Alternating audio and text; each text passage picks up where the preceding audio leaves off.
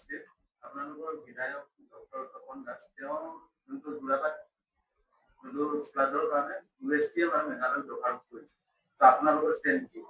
এইটো মাননীয় মুখ্যমন্ত্ৰীয়ে ইতিমধ্যে কৈছে এইটো কথা। USTMৰ প্ৰসংগ মাননীয় মুখ্যমন্ত্ৰীয়ে কৈছিলে। চাওক, যোৰাবাটত যিটো বানপানী হৈছে এইটো আৰ্টিফিচিয়েল ফ্লাড হয়, আৰু আৰ্টিফিচিয়েল ফ্লাডটো বহু সময়ত নিয়ন্ত্ৰণ কৰিব পৰা যায়। চাইণ্টিফিকেলি তাৰ ব্যৱস্থা গ্ৰহণ কৰা হ'ব, আৰু চৰকাৰে সেইটো লাইনত কাম কৰি আছে। আপোনালোকে জানে দুইফালে পাহাৰ আছে, পাহাৰৰ পৰা পানী ৰাস্তাৰ ওপৰলৈ গুচি আহে। এটা পানী যোৱাৰ যিটো ফ্ল', সেই ফ্ল'টোক আমি স্পীড আপ কৰিব লাগিব। স্পীড আপ কৰাৰ কাৰণে চৰকাৰে ব্যৱস্থা কৰি আছে। চাওক, যোৱাকালি 2 ঘণ্টা ৱাটাৰ লগিং হৈছিল।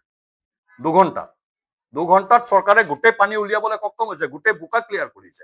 প্ৰশাসনক আমি সেইখিনিত ধন্যবাদ দিব লাগিব। প্ৰশাসনে যিটো হয়তো 2016 চনৰ আগত হোৱা হলে তেনেকুৱা চিটুৱেশ্যন আমি দেখা পাইছো। এদিন দুদিনৰ কাৰণে যোৰাবাট বন্ধ হৈ গৈছিলে।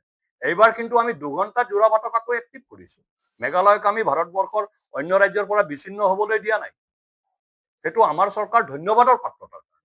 আৰু বিশেষকৈ প্ৰশাসনিক বিষয়াসকল, যিসকল ইঞ্জিনিয়াৰে তাত কাম কৰি আছে, যিসকল শ্ৰমিকে উৰে নিশা কাম কৰিলে এই বৰষুণত, তেওঁলোকক আপোনালোকে সকলোৱে ধন্যবাদ দিয়ক। তেওঁলোকৰ বাইট লওক। যিকেইজন ইঞ্জিনিয়াৰে তাত উৰে নিশাই কাম কৰিছে, যিসকল শ্ৰমিকে তাত, যিসকল জেচিবিৰ ড্ৰাইভাৰে তাত কাম কৰি আছে, উৰে নিশা কাম কৰি তেওঁলোকে ৰাস্তাটো ক্লিন কৰিছে। গতিকে সেই প্ৰক্ৰিয়াটোক ধন্যবাদ দিয়ক। তেওঁলোকে সাহস পাব, তেওঁলোকে আৰু কাম কৰিব পাৰিব। গতিকে চৰকাৰ প্ৰ'এক্টিভ চৰকাৰ হয়। চৰকাৰে সুন্দৰভাৱে ব্যৱস্থাক টেকেল কৰিছে। চৰকাৰে জনসাধাৰণ, আংশিক মানুহৰ অসুবিধা হৈছে, আমি চবেই সেই কালি আমাৰ কেইবাজনো জ্যেষ্ঠ নেতা বানপানীত ৰৈ যাব লগা হৈছে। ৰৈছো, আমি চবেই কৈছো, কিন্তু চৰকাৰে দীঘলীয়া সময়ৰ কাৰণে এইটো হবলৈ দিয়া নাই, আৰু আগলৈও নিদিয়ে। যিমানখিনি পাৰে, যিমানখিনি সম্ভৱ সেইখিনি চৰকাৰে কৰি যাব। ধন্যবাদ।